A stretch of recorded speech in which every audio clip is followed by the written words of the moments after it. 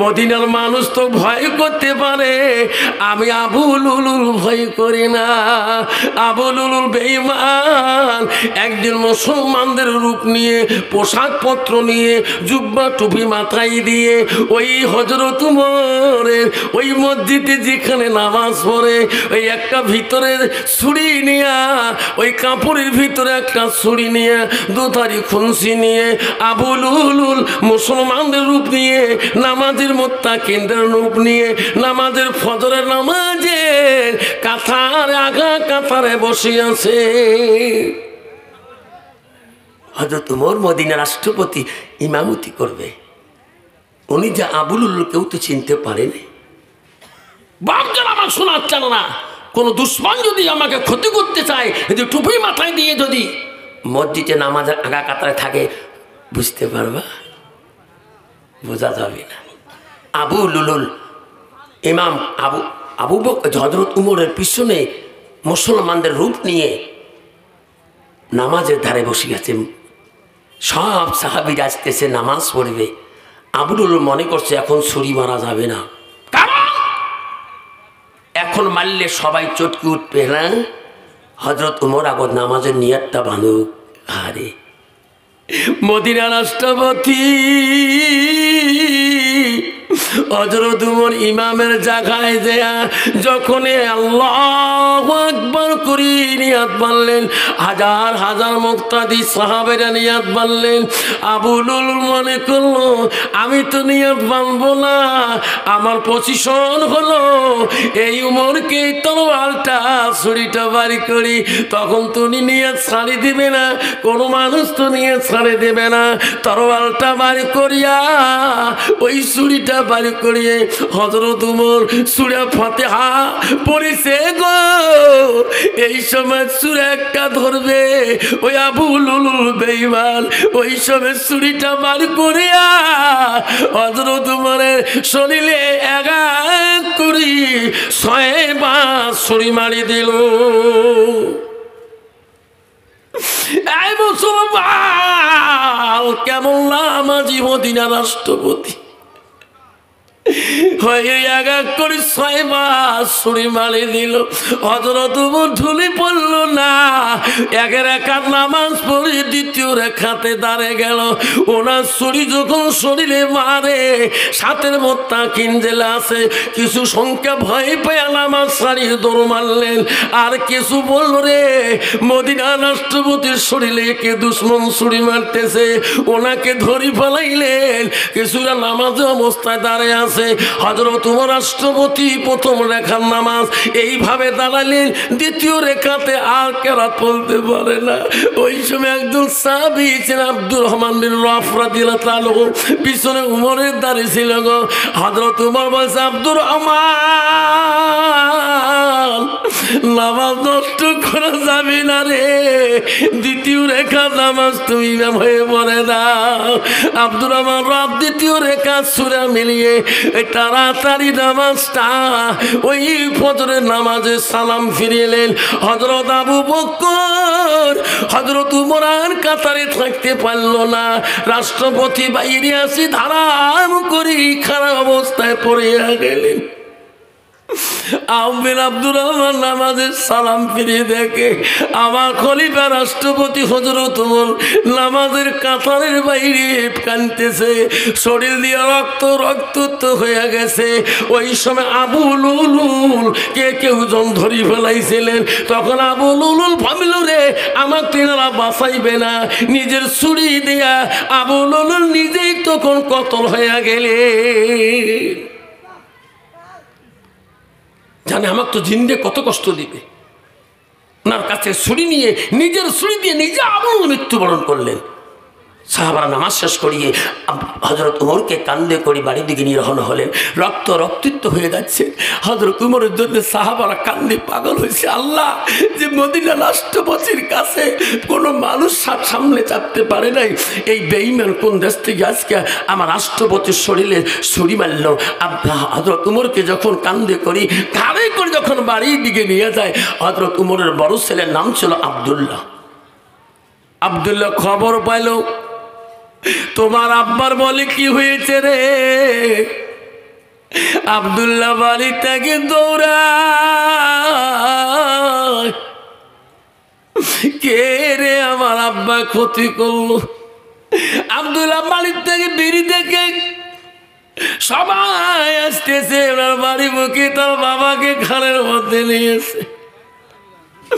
আব্দুল্লাহ দৌড়ি দৌড়ি যায়, যে দেখে রে শোনা আব্বা শরীর দিয়ে রক্ত জমিনে টপ টপ করে পড়িতেছে। আব্দুল্লাহ বড় ব্যথা ঢাকা, আব্বা মদিনার এমন কোন দুশ্মন নাই তোমার সামনে দাঁড়াবে, কে গো আজকে তোমার শরীরে আঘাত করলো।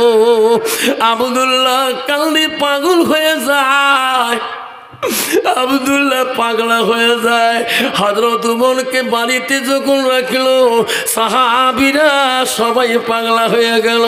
আব্দুল্লাহ দৌড় মারল রে বড় একজন চিকিৎসকের কাছে, জ্ঞানী বিজ্ঞ চিকিৎসককে ডেকে আনলো। আব্দুল্লাহ কান্দুল, চিকিৎসক বলে আব্দুল্লাহ রে কান্দিস না বাবা, কান্দিস না, আমি তোর বাবা চিকিৎসা করার জন্য তুমি ডাকছো, আমি আসলাম। এই আব্দুল্লাহ তুমি তাড়াতাড়ি ঘর থেকে এক গিলাস তুমি দুধ নিয়ে আসো বাবা।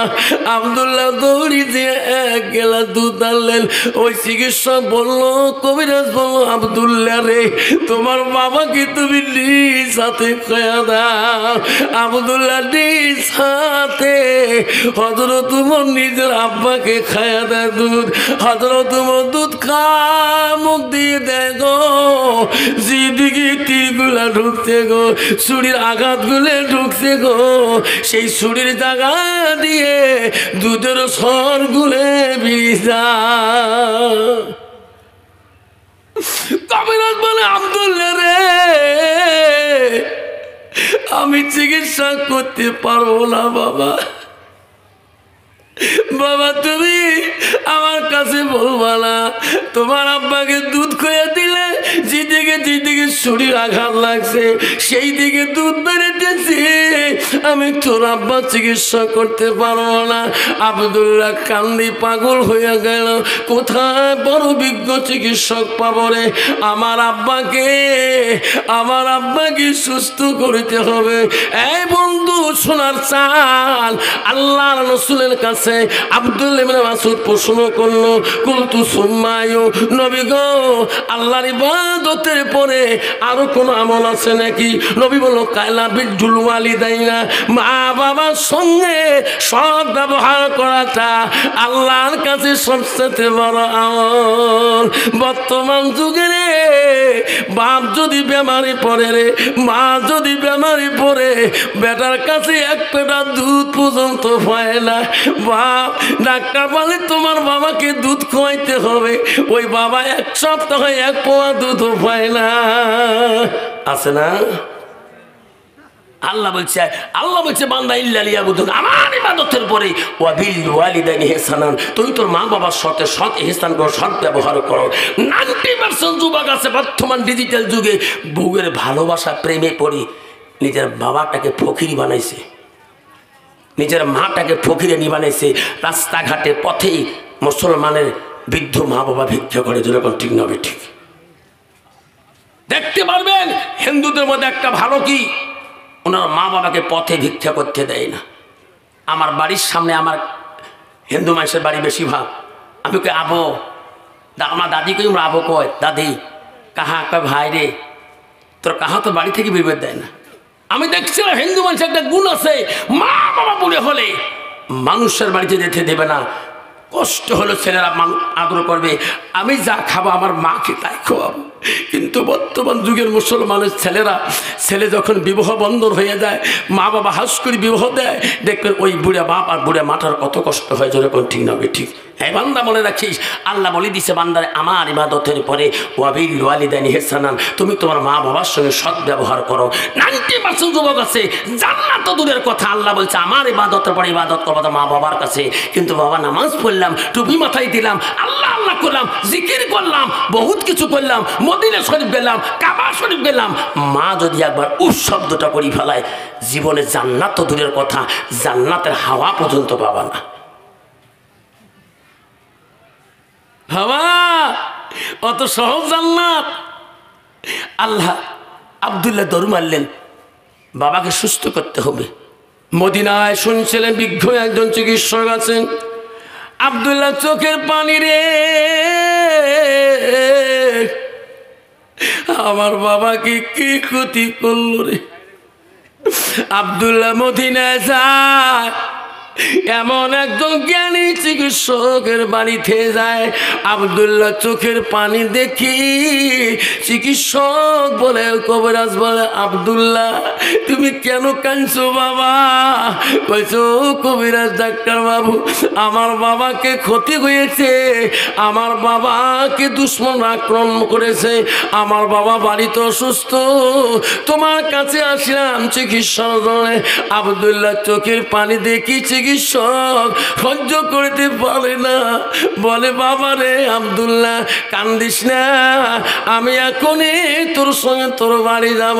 আব্বা মনে রাখে, ও বালুরঘাটে, শিলিগুড়ি, নার্সিংয়ে, গঙ্গারামপুর হাসপাতালে, ও বাবা মা বাবা যদি হাসপাতালে নিয়ে যায়, ডাক্তার বাবুর কাছে যদি ছেলে বলে, ও ডাক্তার বাবু আমার বাবাকে আইসি রুমে রাখছেন, অক্সিজেন দিয়েছেন, আমার বাবার জ্ঞান আসবে কি? ডাক্তার ছেলেটা কান্দন দেখি বলে, সোনা কান্দিস না, আমি তোর বাবার জন্য যতটুকু চেষ্টা করব, তোর বাবার জন্য আমি যতটুকু মেডিসিন ইউজ করাবো। ওই ছেলেটার কান্দন দেখি ডাক্তার পর্যন্ত মায়া আসি যায়, যখন ঠিক নবী ঠিক। আর কত রুগী আছে রে হাসপাতালে পড়ে থাকে রে, ওই ছেলে মেয়ে কোনোদিনও বাবা মার খবর নেয় না। আব্দুল্লাহ বড় বিখ্যাত মদিনার চিকিৎসা নিয়ে আসতেছে বাড়িতে, আসি দেখে সাহাবা আজমাইন কান্দে কান্দে পাগলের মতো হয়ে পড়িয়াছে। আব্দুল্লাহ কান্দন দেখি মদিনার চিকিৎসক বলছে, আব্দুল্লাহ রে তুই গোটায় রাস্তা কাঁদতে কাঁদতে আসলে, বাড়িতে আসি তুমি এত কাঁদছো কেন? আব্দুল্লাহ আব্দুল্লাহ তোর বাবার আমি চিকিৎসা শুরু করে দেব। আয় আব্দুল্লাহ ঘরে যা, এক গেলাস আঙ্গুরের রস বানিয়ে আন, আমার সামনে তোর বাবাকে আঙ্গুরের রস পান করিলে। আব্দুল্লাহ কান্দি যায় রে, ঘরের মধ্যে বাবার জন্য আঙ্গুরের রস বানায়। আব্দুল্লাহ কান্দে, আব্বা মদিনা